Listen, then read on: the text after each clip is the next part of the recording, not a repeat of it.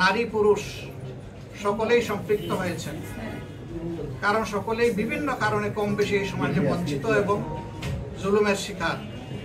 তাদের এই ক্ষোভের কষ্টের জায়গা থেকেই সকলে রাস্তায় নেমে এসেছিলেন, কিন্তু আন্দোলন ছিল শান্তিপূর্ণ।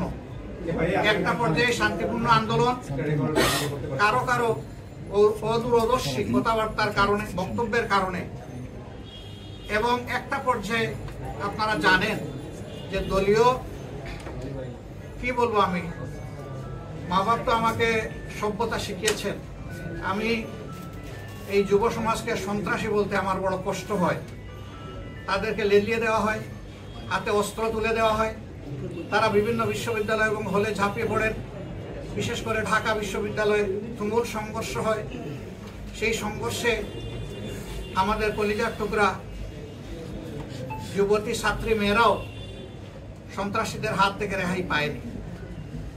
তখন থেকেই কিন্তু সংগঠন অন্য মোমেন্টামে চলে যায়। তারপরে আস্তে আস্তে শুরু হয় কিলিং মিশন।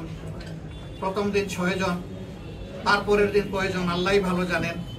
এভাবে প্রতিদিন এটা বাড়তে থাকে এবং শেষ পর্যন্ত গত পরশুদিন সর্বোচ্চ সংখ্যক মানুষের জীবনহানির মধ্যে দিয়ে গতকাল এই পরিবর্তন আসে।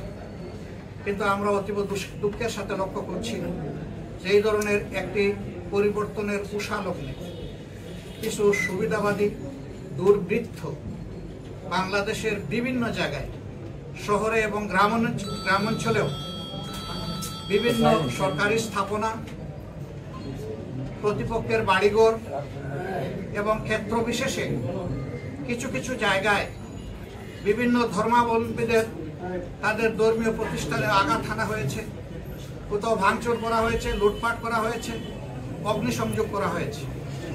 এই কাজগুলা যাদের অন্তরে বিবেক আছে, মানবতা আছে, তারা এগুলা করতে পারে না। এই জন্য যে দুর্বৃত্তরা এই কাজ করেছে, আমরা তাদের ব্যাপারে আমাদের সংগঠনের পক্ষ থেকে ইতিমধ্যেই দফায় দফায় কঠোর নিন্দা জ্ঞাপন করেছি। আজকেও আবার আমি করছি। এবং ইতিমধ্যে আমরা সারা বাংলাদেশে জনগণকে যেমন আহ্বান জানিয়েছি, আমাদের প্রিয় সংগঠনকে আমরা আহ্বান জানিয়ে দায়িত্ব দিয়েছি যে এখন থেকে তারা যেখানেই মানুষ বিপন্ন হওয়ার আশঙ্কা আছে সেখানে তারা যেন পাহারাদারের ভূমিকা পালন করে। কারণ জাতি, ধর্ম নির্বিশেষে, বর্ণ নির্বিশেষে যেই বাংলাদেশে জন্মগ্রহণ করেছে সে বাংলাদেশের একজন গর্বিত নাগরিক। এখানে সকল নাগরিকের অধিকার সমান। এখানে কেউ সংখ্যালঘু নয় এবং কেউ সংখ্যাগুরুও নয়। এখানে আপন সংখ্যায় সবাই উজ্জ্বল। এই জন্য এই প্রশ্ন আমাদের কাছে অবান্তর। আমরা এটাকে মানবতা বিরোধী নিকৃষ্ট কাজ মনে করি। এই জন্য আমরা উদাত্ত আহ্বান জানিয়েছি এবং আজকে আপনাদের মাধ্যমে আবার আমরা জাতিকে আহ্বান জানাবো, যেখানে এই দুর্বৃত্তপনা দেখবেন কঠোর হস্তে ওদেরকে প্রতিরোধ করতে হবে ইনশাআল্লাহ। আমরা কথা দিচ্ছি যে বিদ্যমান প্রশাসনকে আমরা এই বিষয়ে সর্বাত্মক সহযোগিতার জন্য প্রস্তুত। ইতিমধ্যেই আমরা আমাদের সারা দেশে দায়িত্বশীল নেতৃবৃন্দকে আমরা নির্দেশ দিয়েছি তারা যেন প্রশাসনের গুরুত্বপূর্ণ ব্যক্তিদের সাথে যোগাযোগ করে আমাদের এই সদিচ্ছা এবং অঙ্গীকারের কথা তাদের কাছে পৌঁছে দেন। আমি আল্লাহ তাআলার শুকরিয়া আদায় করি। আমাদের এই আহ্বান গত রাত্রেই আমরা দিয়েছিলাম।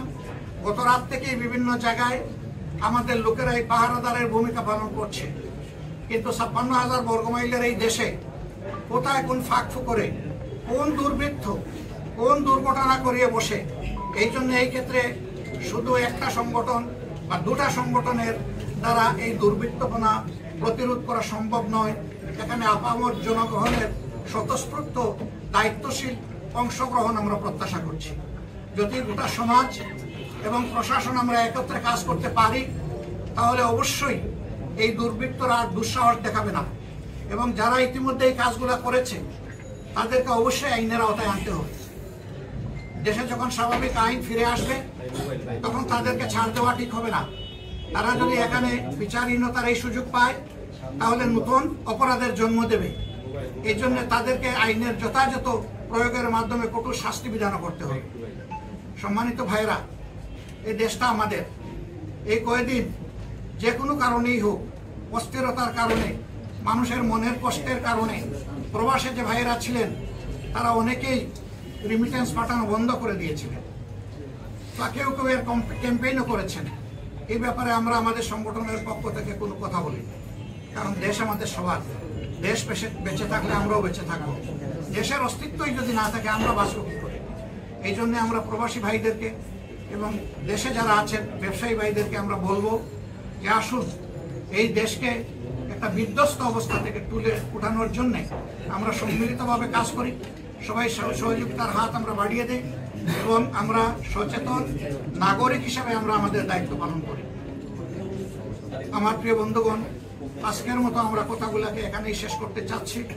আমি আবারও আপনাদেরকে কষ্ট করে আসার জন্য বাংলাদেশ জামাত ইসলামীর পক্ষ থেকে আন্তরিক ধন্যবাদ এবং কৃতজ্ঞতা জ্ঞাপন করছি।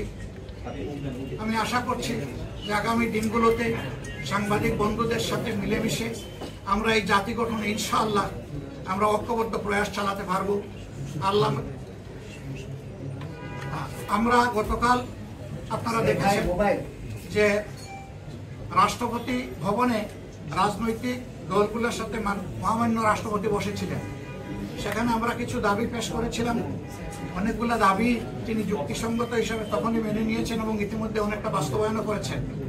কিন্তু আমাদের একটা বড় দাবি ছিল যে দেশের এই সংকট উত্তরণে অতি দ্রুত একটা ইন্টারিম গভর্নমেন্ট আমাদেরকে করতে হবে এবং সেই গভর্নমেন্ট করার আগে অবশ্যই বিদ্যমান সংসদ ভেঙে দিতে হবে। তিনি আমাদেরকে কথা দিয়েছেন যে তিনি অতি সত্বর এটা ভেঙে দিবেন এবং ইন্টারিম গভর্নমেন্ট ফরমেশনের জন্য তিনি যথাযথ উদ্যোগ গ্রহণ করবেন।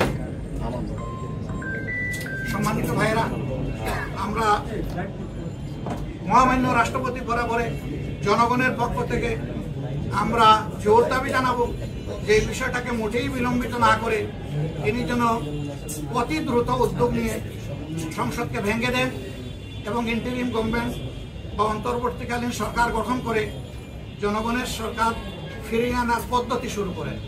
সেই সরকারও আবার দীর্ঘায়িত না হয়ে গত সময়ের ভিতরে একটি অর্থবহ জাতীয় নির্বাচন অনুষ্ঠানের মধ্য দিয়ে সত্যিকার অর্থে জনগণের সরকার প্রতিষ্ঠায় যেন এগিয়ে আসে, সেই উদাত্ত আহ্বান আমরা জানাচ্ছি। আপনাদের সকলকে আবারও ধন্যবাদ। আসসালামু আলাইকুম ওয়া রাহমাতুল্লাহ।